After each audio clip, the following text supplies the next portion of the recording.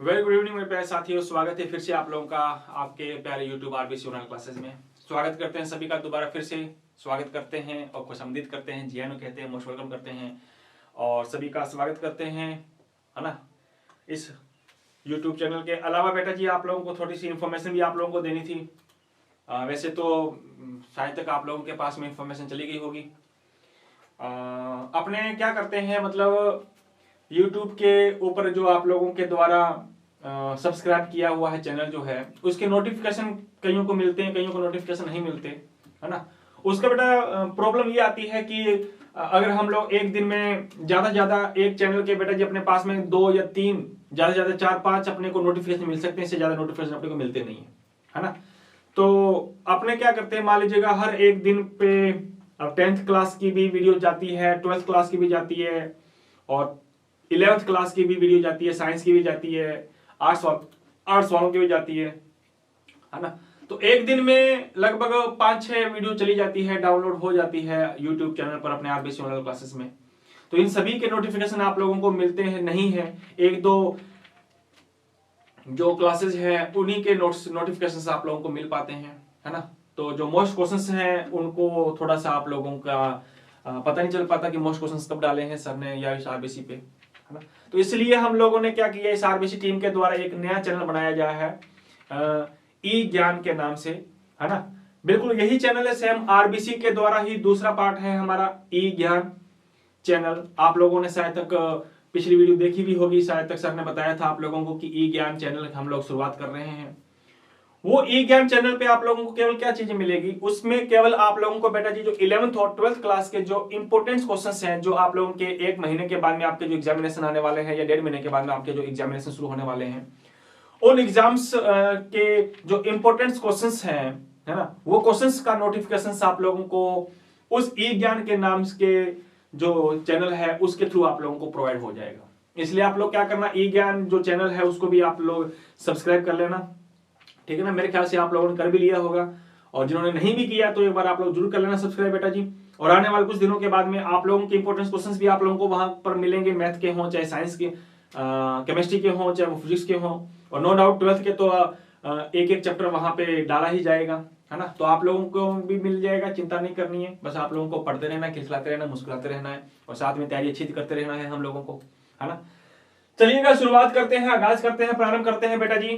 कल मैंने आप लोगों से पूछा था कि बताइए कौन सा चैप्टर अपने शुरुआत करें, तो ज्यादातर बच्चों ने मेरे को पी ब्लॉक का सजेशन दिया, है ना। कुछ लोगों ने 6 चैप्टर भी बोला, थर्मोडायनेमिक्स। तो 6 चैप्टर का जो रेशियो है वो थोड़ा कम रहा है, वोटिंग थोड़ी कम रही है ना। और पी ब्लॉक वालों की जो वोटिंग है वो थोड़ी ज्यादा रही है। तो मेरे ख्याल से फिर अपने आज पी ब्लॉक को ही स्टार्ट किया जाए। और पी ब्लॉक को आई थिंक मैं वही हो सकता है मेरे प्यारे रसगुल्लो 7-8-10 दिन तो ज्यादा हो जाएंगे, है ना। तो 10 दिन मान के चलो एवरेज। तो 10 दिन में अपने बेटा जी पी ब्लॉक को जो है वो फिनिश कर लेंगे और 10 दिन के बाद में फिर अगले 10 दिन के अंतर्गत अपने थर्मोडायनेमिक्स को भी सॉल्व कर लेंगे, है ना। थर्मोडायनेमिक कितना बड़ा टॉपिक चैप्टर नहीं है आपका, बस ज्यादा बड़ा नहीं है, जितना अपने को बुक में दिया हुआ उतना थर्मोडायनेमिक्स अपना चैप्टर डिस्कस करेंगे, उससे ज्यादा करवाने की कोशिश करूंगा मैं थर्मोडायनेमिक्स को भी, ठीक है ना।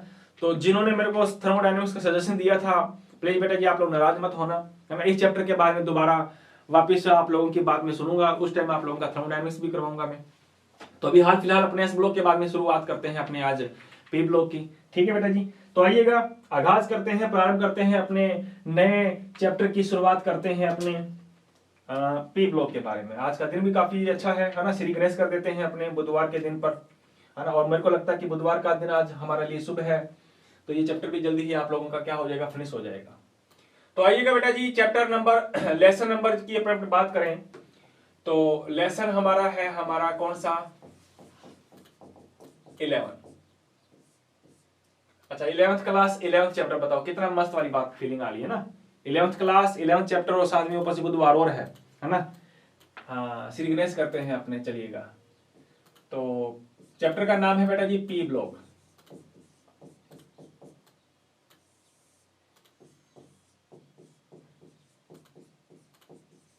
पी ब्लॉक या पी खंड कहो,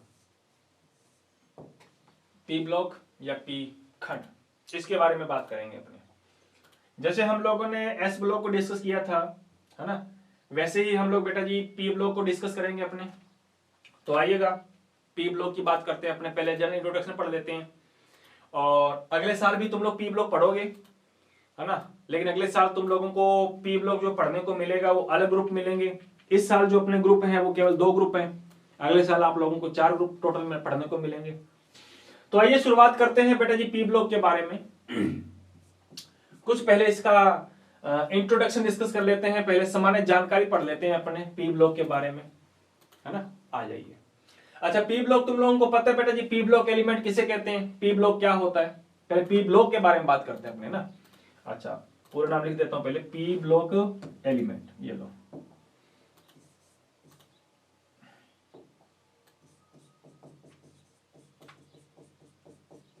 पी खंड तत्व, इसके बारे में बात करेंगे अपने यहां से, ठीक है। आ जाओ। तो बेटा जी पहले मैं बात करता हूं बेटा जी group number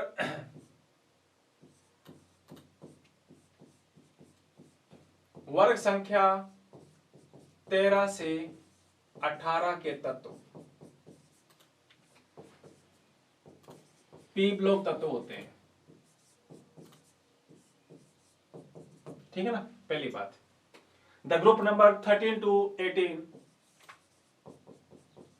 group number 13 to 18 elements R P block elements, ठीक है। ग्रुप नंबर 13 से 18 के जो तत्व हैं बेटा जी वो पी ब्लॉक एलिमेंट्स हैं हमारे, पहली बात, ठीक है ना। अच्छा, अगली बात अगर अपने पढ़ें सॉरी, अगली बात हम लोग अगर डिस्कस करना चाहें बेटा जी कि जो हमारे पी ब्लॉक की अगर अपने बात करें, है ना, पी ब्लॉक की अगर अपने बात करें, पी ब्लॉक एलिमेंट कहते किसे हैं, पी ब्लॉक तत्व किसे कहते हैं बेटा, हाँ, पी ब्लॉक तत्व किसे कहते हैं, हाँ, द एलिमेंट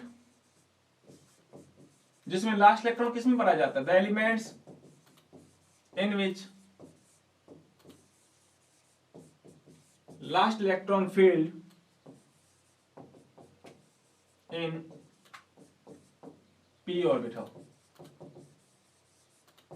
ऐसे तत्व जिसमें अंतिम इलेक्ट्रॉन पी कक्षक में भरा जाता है उनको तुम क्या बोलोगे, पी ब्लॉक तत्व बोलोगे, है ना। तो लिखना चाहो तो लिख देना बेटा जी, ऐसे तत्व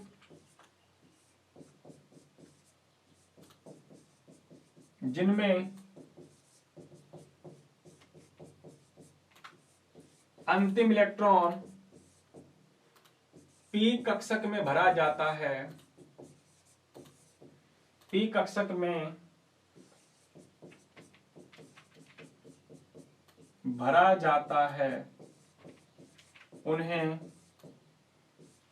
पी ब्लॉक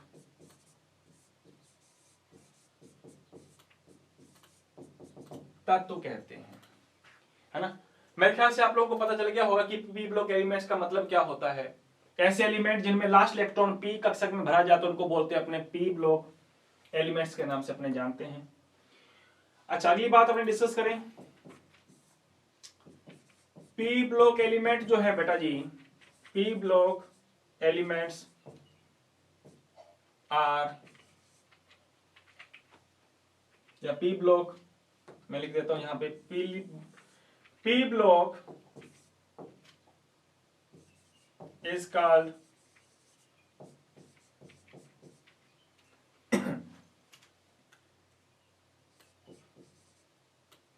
रिप्रेजेंटेटिव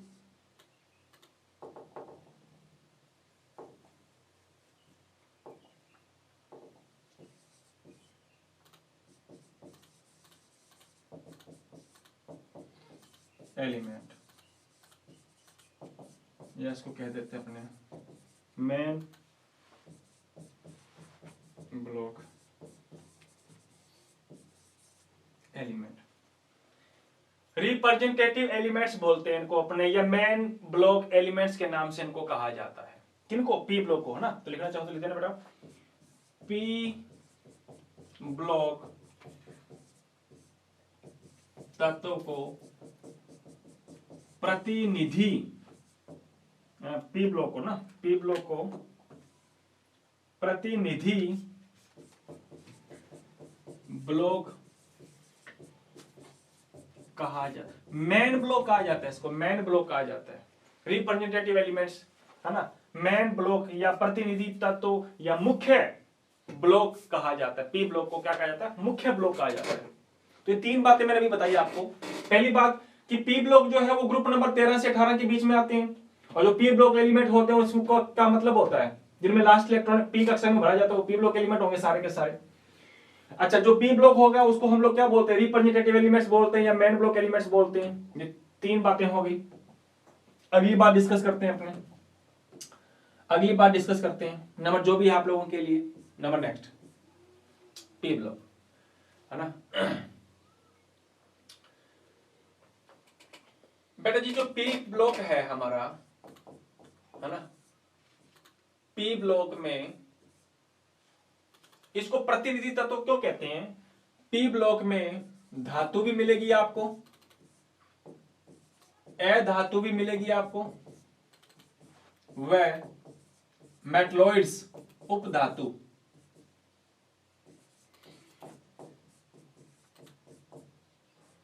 उपस्थित होती हैं। यानी कि metal, non metal and metalloids are also present या are present in P block.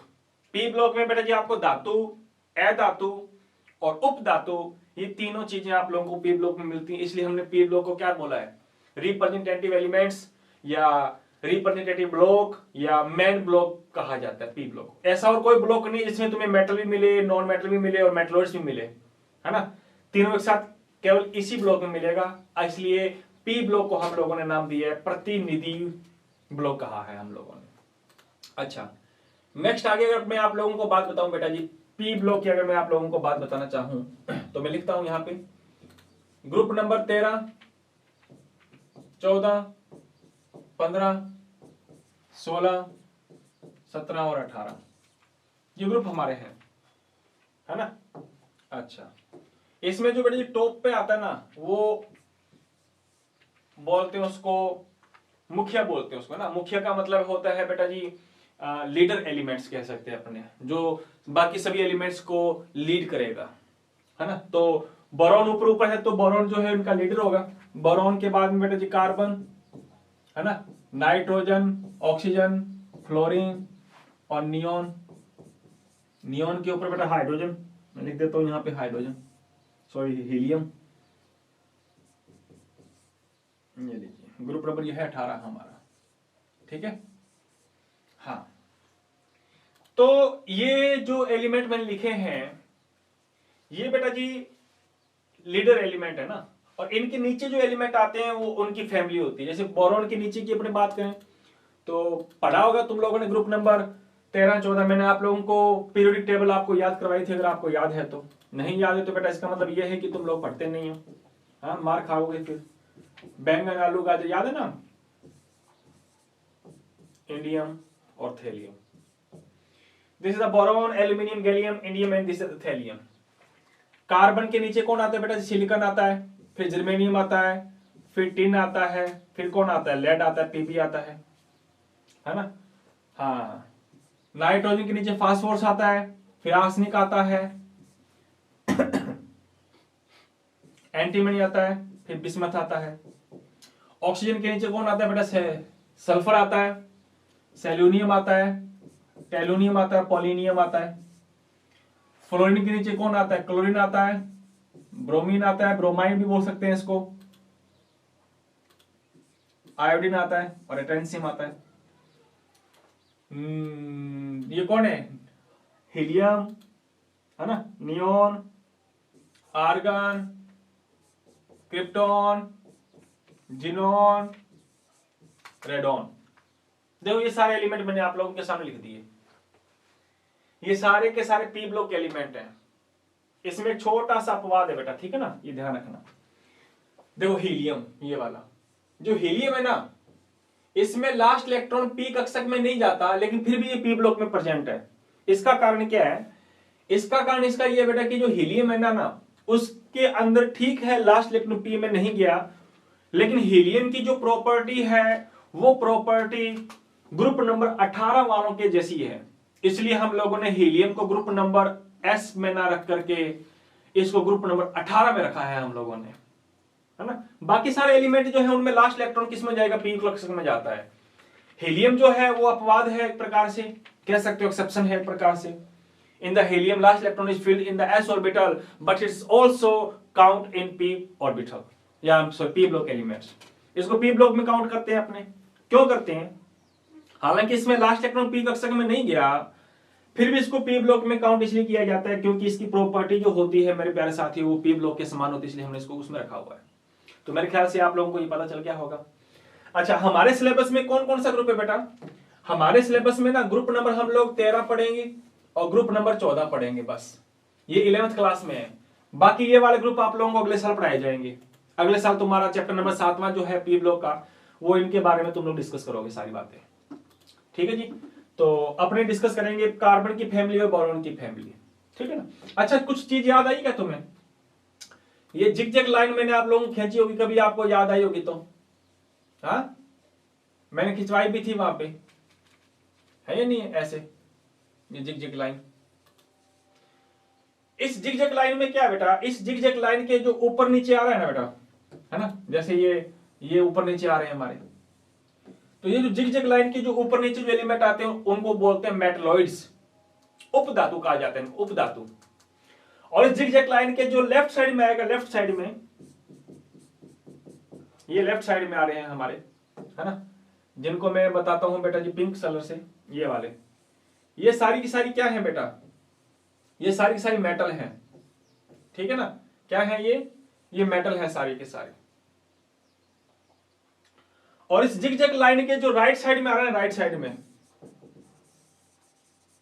जिनको मैं इस प्रकार से बता सकता हूं, ये लो, ये वाले सारे के सारे नजर आ रहे हैं क्या, हाँ, ये सारे के सारे क्या है बेटा, दीज आर नॉन मेटल, ये सारे नॉन मेटल हैं हमारे। मेरे ख्याल से समझ में आ रहा होगा आप लोगों को, मैं इसको ऐसे बता देता हूं। और जो इसके ऊपर नीचे जो आते हैं जनरली वो हमारे क्या होते हैं बेटा, वो मेटलॉइड्स होते हैं। क्लियर है बात, जी हाँ। तो मेरे ख्याल से आपको ये पता चल गया होगा कि जिग-जैग लाइन के जो लेफ्ट साइड में आता है, जिनको मैंने पिंक कलर से शो किया है, ये मेटल है हमारी, और जो राइट साइड में आ रही है नॉन मेटल हैं, और जो जिग-जैग लाइन के ऊपर नीचे आ रही हैं वो हमारे लिए क्या है, वो मेटलॉइड्स होते हैं हमारे। इसलिए हम लोगों ने ग्रुप नंबर p ब्लॉक को हम लोगों ने रिप्रेजेंटेटिव एलिमेंट्स नाम दिया है। मेरे ख्याल से आप लोगों को ये चीजें जो है वो जनरल चीजें हैं जो आप लोगों ने डिस्कस कर ली होंगी।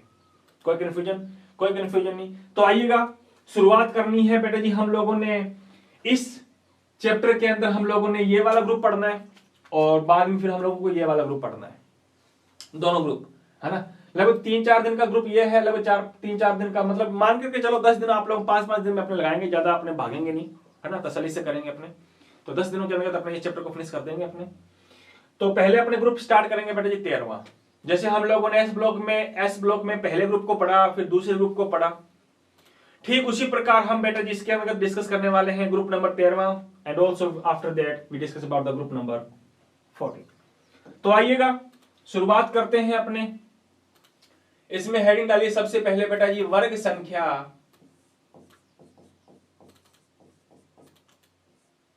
वर्ग संख्या 13, या मैं कहूं बेटा जी बोरॉन का परिवार, है ना, हाँ,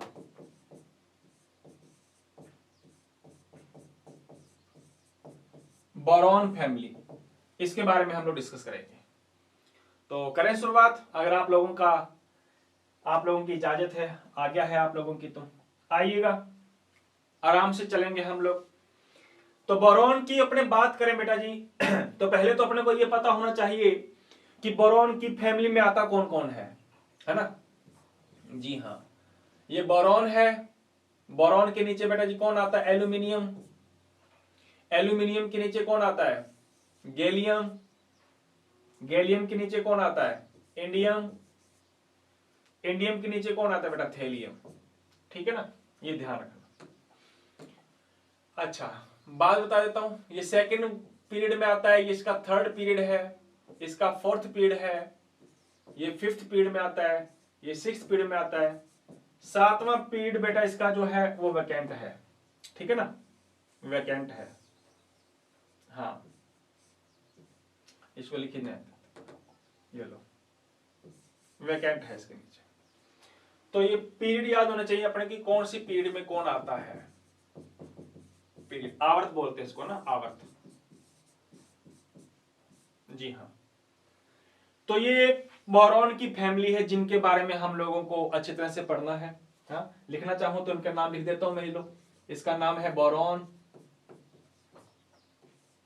ये कौन है बेटा जी, एल्यूमिनियम, गैलियम, इंडियम, ये थेलियम।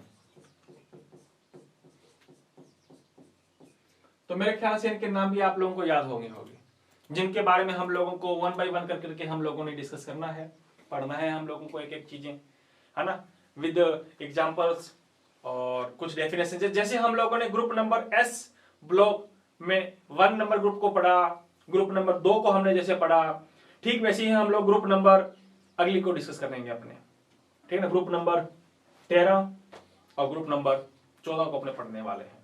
तो आइएगा, ग्रुप नंबर 13 की शुरुआत कर दी हम लोगों ने। तो पॉइंटों में अपने डिस्कस करेंगे, आराम से डिस्कस करेंगे अपने। पहले हम लोग जनरल इसकी इंट्रोडक्शन हासिल करेंगे, और इंट्रोडक्शन हासिल करने के बाद में बेटा जी अपने कुछ डेफिनेशंस आएंगे, वो डेफिनेशंस पढ़ेंगे। और मैं मतलब कह रहा हूं ना, पढ़ने का तरीका वैसा जैसा रहेगा हमारा, जैसा हम लोगों ने ग्रुप नंबर 1 और जैसे ग्रुप नंबर हम लोगों ने 2 को डिस्कस किया। फिर हम लोग फिजिकल प्रॉपर्टीज पढ़ेंगे कि कौन सी प्रॉपर्टीज किसमें कैसे पाई जाती, कौन मेटल है कौन नॉन मेटल है, ये चीजें पढ़ेंगे। फिर केमिकल प्रॉपर्टीज, और केमिकल प्रॉपर्टीज करने के बाद में बेटा जी जैसे हम लोगों ने ग्रुप नंबर 1 और 2 में कुछ इंपोर्टेंट कंपाउंड पढ़े थे, वैसे इस ग्रुप में बोरॉन के कंपाउंड्स पढ़ेंगे अपने। आ रही बात समझ में? तो मेरे ख्याल से आप लोगों को ये पता चल गया होगा कि हम लोगों ने इस चैप्टर के अंतर्गत इस ग्रुप को कैसे फिनिश करना है ना। और जैसे ये फिनिश हो जाएगा फिर ग्रुप नंबर अगले वाला शुरू हो जाएगा हमारा, है ना। तो आइएगा, पॉइंटों के साथ में हम लोग डिस्कस करेंगे बेटा जी। तो इसी में बता दूं या नेक्स्ट अगला पॉइंट बताऊं? चलो अपने नेक्स्ट नई स्लाइड यूज कर लेते हैं। तो आइएगा मेरे प्यारे साथियों, शुरुआत करते हैं नंबर पहला से। नंबर 1, परमाणु आकार।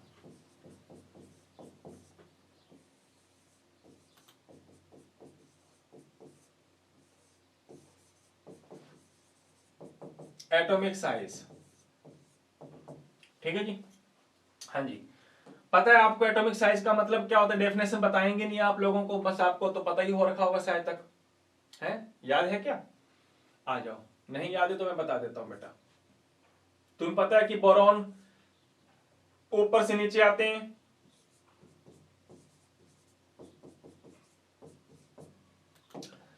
तो नंबर ऑफ पीरियड बढ़ेगा, बढ़ेगा कि नहीं बढ़ेगा?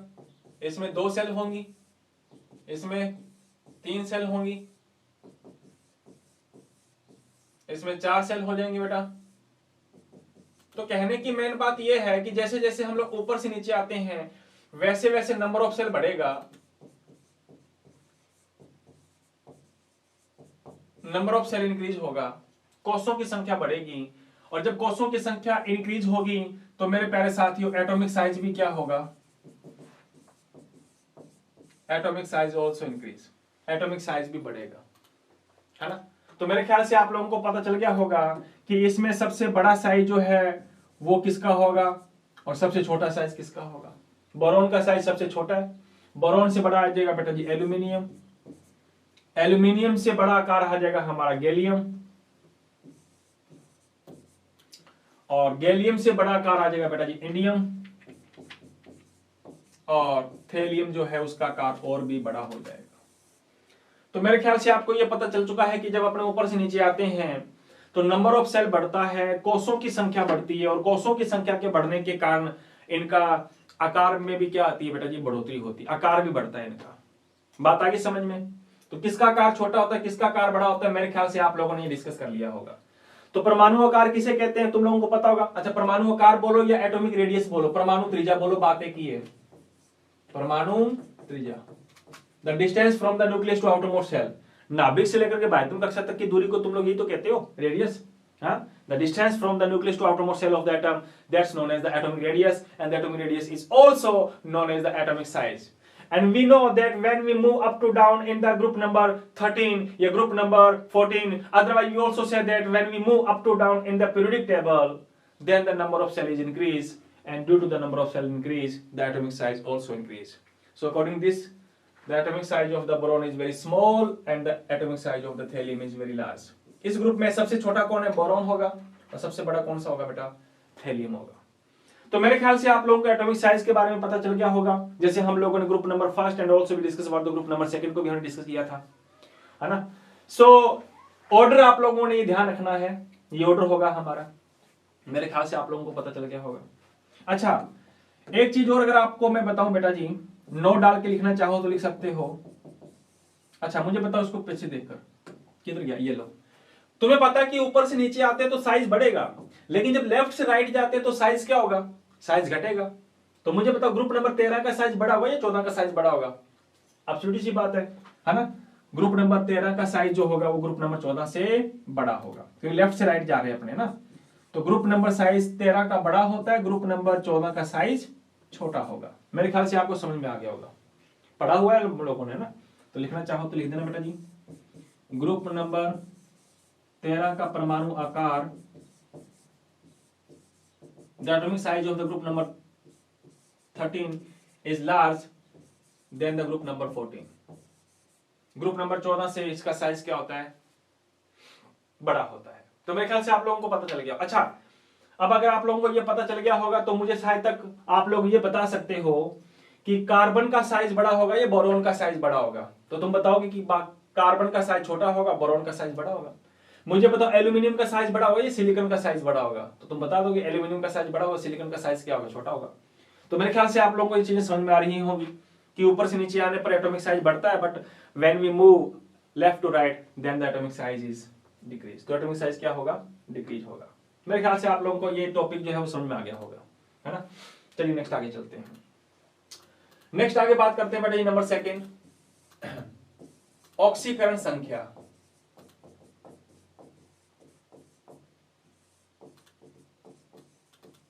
ऑक्सीकरण संख्या, ऑक्सीडेशन नंबर, ऑक्सीडेशन नंबर। देखो तुम लोगों को पता है ऑक्सीडेशन नंबर की अगर अपने बात करें तो जो ग्रुप नंबर 1 तुमने पढ़ा था उसका पढ़ा था कि ऑक्सीडेशन संख्या उनकी +1 होती है। ग्रुप नंबर 2 की ऑक्सीडेशन नंबर +2 होती है। इनकी अपने बात करें तो बेटा इनकी ऑक्सीडेशन नंबर कितनी होती है? आ जाओ तो लिख देना बेटा द ऑक्सीडेशन नंबर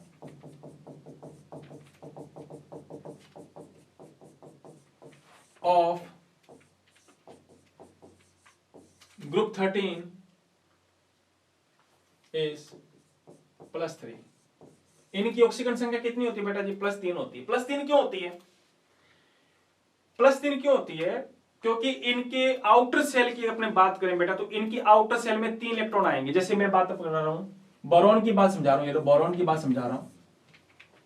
अब बोरॉन जो आता है बेटा वो 5 नंबर पे आता है, तुम्हें पता है। अगर 5 नंबर पे आता है तो पहली कक्षा में 2 इलेक्ट्रॉन भर दिए, दूसरी कक्षा में कितने इलेक्ट्रॉन जाएंगे? 3 जाएंगे। ये लो 3 भर दिए, तो आउटर कक्षा में कितने इलेक्ट्रॉन है? 3।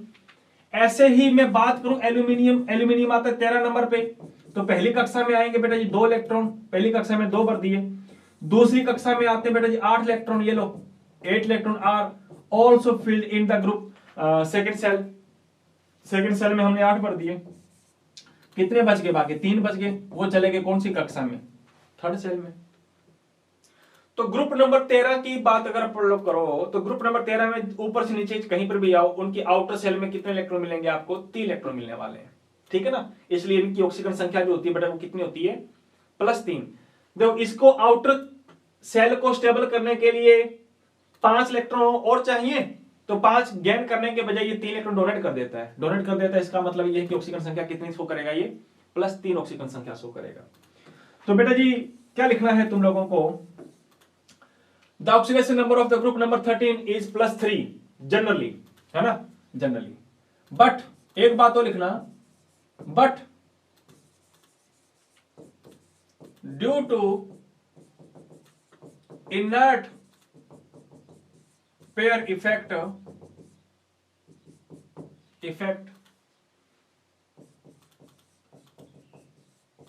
lower element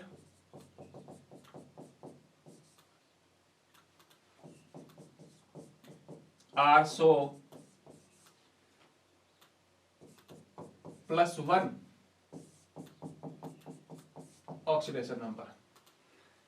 देखो ये इंपॉर्टेंट लिख लेना, जनरली इनकी ऑक्सीकरण संख्या +3 होती है, ठीक है, +3 होती है ना, लेकिन इनर्ट पेयर इफेक्ट के कारण, अक्रिय युग्म प्रभाव के कारण, है ना, क्यों है बेटा, लेकिन अक्रिय युग्म प्रभाव के कारण निम्नतम तत्व, निम्नतम का मतलब नीचे वाले, निम्नतम तत्व +1 ऑक्सीकरण संख्या प्रदर्शित करते हैं। अक्रिय युग्म प्रभाव के कारण जो नीचे वाले एलिमेंट्स हैं बेटा जी, वो क्या शो करते हैं, +1 ऑक्सीकरण संख्या शो करते हैं। अब ऐसा क्या होता है मैं बताऊंगा आप लोगों को, अभी तो फिलहाल आप लोग ये ध्यान रखनी है कि जनरली जो ग्रुप नंबर 13 के जो एलिमेंट्स होते हैं उनका ऑक्सीकरण संख्या +3 होती है, लेकिन ग्रुप नंबर 13 के जो नीचे वाले एलिमेंट्स होंगे हमारे, जैसे मैं आप लोगों को बताऊं तो तुम्हें पता है बोरॉन के नीचे, एल्यूमिनियम के नीचे, गैलियम के नीचे, एंडियम के नीचे थेलियम आता है। तो बेटा जनरली ये वाले जो एलिमेंट है ना, ये +3 ऑक्सीकरण संख्या शो करते हैं, लेकिन जो ये नीचे वाला एलिमेंट है ना बेटा, ये +1 ऑक्सीकरण संख्या शो करता है। इसका कारण क्या है, इसका कारण क्या है, अक्रिय युग्म प्रभाव, ये रहा इसका कारण है, ये रहा अक्रिय युग्म प्रभाव। कारण क्या है इसका, inert pair effect, due to the inert pair effect. अब ये अक्रिय युग्म प्रभाव का मतलब क्या होता है, किसे कहते हैं इनर्ट पेयर इफेक्ट, अभी अपने डिस्कस करेंगे। अभी तो हाल फिलहाल आप लोगों को यह पता होना चाहिए कि ग्रुप नंबर 13 की ऑक्सीकरण संख्या कितनी होती है, +3 या +1 दोनों होती है। अपर एलिमेंट्स जो होते हैं वो +3 शो करते हैं, बट जो लोअर एलिमेंट्स होते हैं due to the inert pair effect they are show +1 oxidation number, वो +1 ऑक्सीकरण संख्या दिखाते हैं। मेरे ख्याल से आप लोगों को ऑक्सीकरण संख्या के बारे में पता चल चुका होगा, है ना। लेकिन अब अपने पढ़ते हैं कि इनर्ट पेयर इफेक्ट क्या होता है। तो आइए हेडिंग डालिए बेटा जी, नेक्स्ट अगली, अक्रिय युग्म प्रभाव का मतलब क्या होता है, अक्रिय युग्म प्रभाव, इनर्ट पेयर इफेक्ट का मतलब क्या होता है।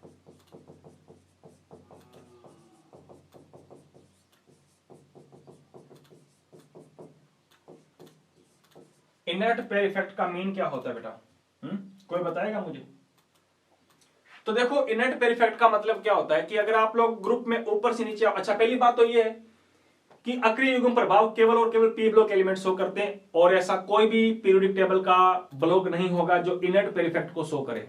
तो पहली बात तो आप लोग यही लिख लो, है ना, यह प्रभाव, दिस इफेक्ट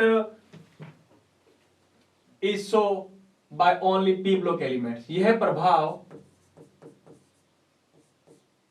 केवल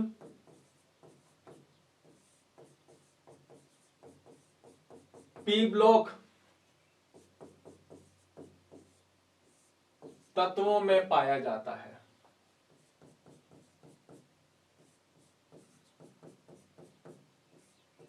this effect is find only in P block elements, है ना, लिख लो, this effect is found in only p block element।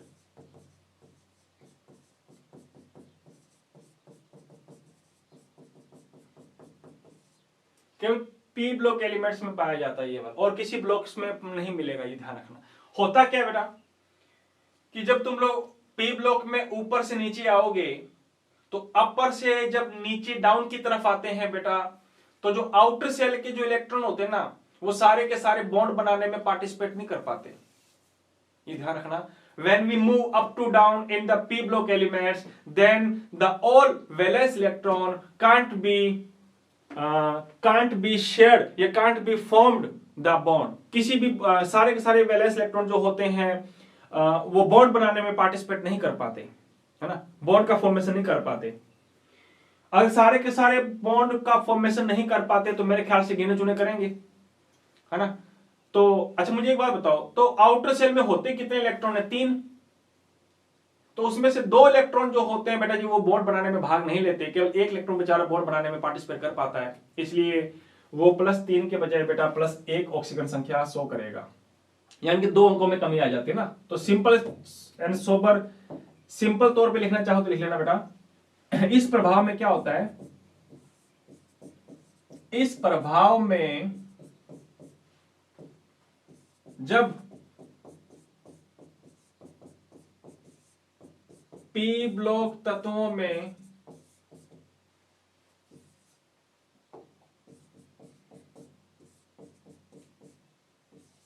वर्ग में ऊपर से नीचे आते हैं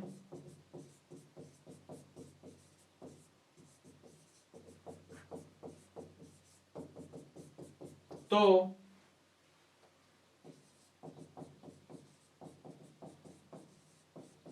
ऑक्सीकरण संख्या में 2 अंकों की कमी आ जाती है, 2 अंकों की कमी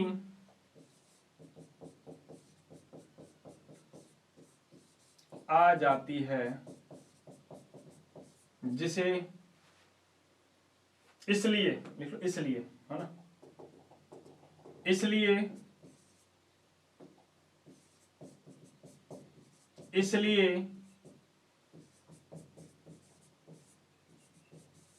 नीचे के तत्व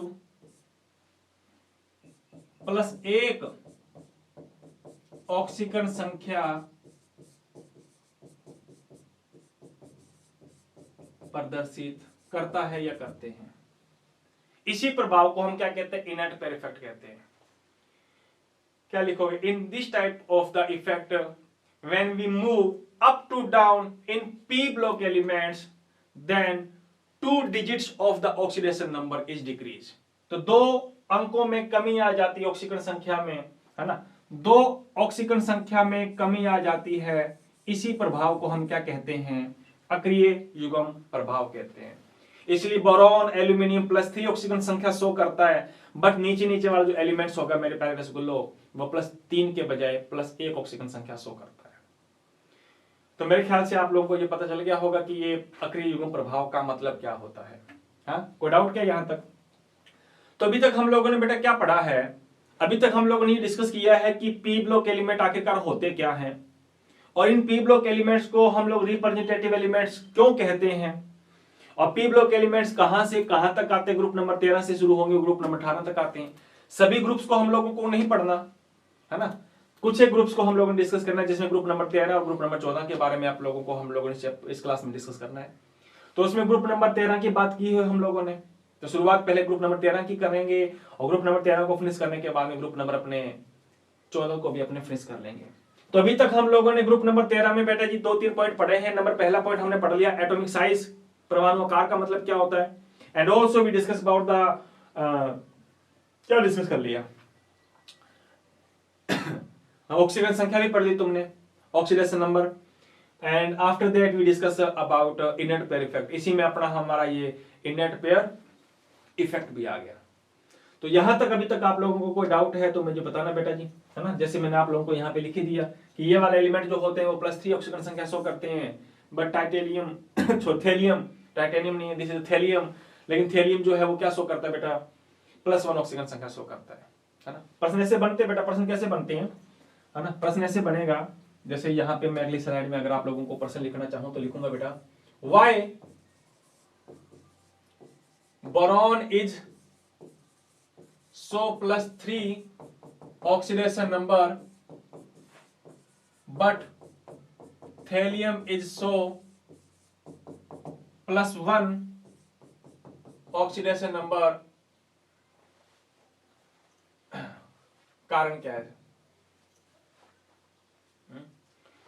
why boron is so +3 oxidation number but thallium is so +1 oxidation number। वो +1 ऑक्सीकरण संख्या शो कर रहा है, ये +3 ऑक्सीकरण संख्या कर रहा है। सो इसका कारण क्या भी? Due to the inert pair effect, अक्रिय युग्म प्रभाव के कारण, है ना। अब अग्नियुग्म प्रभाव का मतलब क्या होता है कि जो ऊपर वाले एलिमेंट्स होते हैं उसमें आउटर ऑर्बिटल में जितने भी इलेक्ट्रॉन होते हैं वो सारे बॉन्ड बनाने में पार्टिसिपेट करते हैं, बट लोअर एलिमेंट जो होते हैं उनका साइज बड़ा होता है। साइज बड़ा होने की वजह से बेटा जी सारे के सारे वैलेंस इलेक्ट्रॉन जो होते हैं वो बॉन्ड को फॉर्मेशन करने में पार्टिसिपेट नहीं कर पाते। कुछ इलेक्ट्रॉन जो है बॉन्ड को फॉर्मेशन करने में हेल्प करते हैं बस, इसलिए ऊपर वाले एलिमेंट जो होते हैं वो +3 और नीचे वाले एलिमेंट +1 और 100 होते हैं। तो इस टाइप के हमारे क्वेश्चंस बनते हैं जिनके बारे में अपने लोगों को पता होना चाहिए और डिस्कस भी करते रहेंगे अपने, है ना। तो आज के लिए हम लोगों ने बस इतना ही लेना है। आज हम लोगों ने चैप्टर की शुरुआत की है और चैप्टर की शुरुआत आज हम लोगों ने डिस्कस कर ली, तो धीरे धीरे इस चैप्टर को भी अपने फिनिश कर देंगे। जैसे हम लोगों ने अदर चैप्टर भी फिनिश किए हैं वैसे इस चैप्टर को भी अपने फिनिश कर देंगे। तो मेरे ख्याल से पी ब्लॉक हम लोगों ने शुरुआत की है तो काफी अच्छे तरीके से तुम लोग पढ़ना बेटा जी, क्योंकि अगले साल हमारा पी ब्लॉक है, लेकिन ग्रुप नंबर 13 और ग्रुप नंबर 14 दोबारा वापस आप लोगों को अगले साल नहीं करवाया जाएगा। क्यों नहीं करवाया जाएगा? क्योंकि ग्रुप नंबर 13 और ग्रुप नंबर 14 जो है वो इस साल हम लोग पढ़ेंगे। अगले साल ग्रुप नंबर 14, 15, 16, 17 15, 16, 17, 18 4 ग्रुप आप लोग अगले साल पढ़ोगे। ठीक है बेटा जी। तो इसलिए पी ब्लॉक को आप लोगों ने शुरुआत तो कर दी है, तो थोड़ा ध्यान से पढ़ना, हर एक चीज को अपने डीपली पढ़ेंगे। कई एक्सेप्शन आएंगे इसमें, एक्सेप्शन एक नहीं आएगा, एक्सेप्शन बहुत सारे आएंगे, उन एक्सेप्शंस को भी अपने को याद रखना है। ठीक है बेटा जी। तो मिलते हैं अपने कल की वीडियो के अंतर्गत और जल्द ही आप लोगों के लिए 11th क्लास वालों के लिए इंपॉर्टेंट क्वेश्चंस भी आप लोगों को ला करके लेकर के आऊंगा मैं केमिस्ट्री की। चिंता मत करो, आप लोग कमेंट मुझे डालते हो, देते भी हो, है ना, तो कोई प्रॉब्लम नहीं। तो आप लोगों के लिए जितनी भी समस्या है वो आप लोगों की समस्याओं को हम लोग सुनेंगे और आशा करते हैं कि आप लोगों की जितनी भी समस्या है उनको हम लोग सॉल्व करने की कोशिश करें और जल्दी से वो सॉल्व हो जाए। ठीक है बेटा जी। तो यूं ही हंसते रहना, मुस्कुराते रहना, और जिनको थोड़ा सी नाराजगी हुई है थर्मोडायनेमिक्स शुरू नहीं किया, दोबारा वापस उनसे गुजारिश है बेटा जी, इस चैप्टर के फिनिश होने के बाद में आप लोगों को मैं थर्मोडायनेमिक्स जो है वो बड़े तरीके से करवाऊंगा, इतना मेरे का वादा है। ठीक है बेटा जी, हंसते रहना यूं ही। तो मिलते हैं अपने कल की वीडियो के अंदर। तो आज के लिए इतना ही। जय हिंद, जय भारत।